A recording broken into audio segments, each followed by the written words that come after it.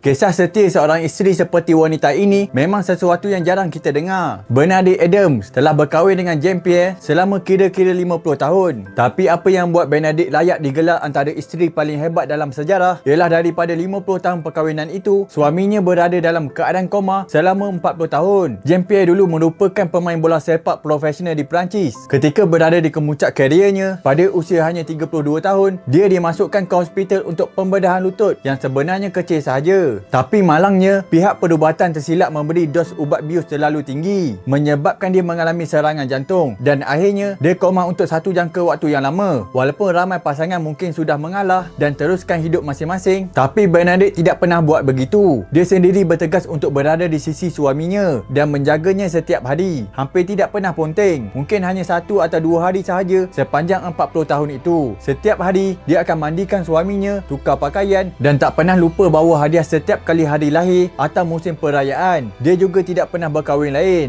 Komen pandangan korang.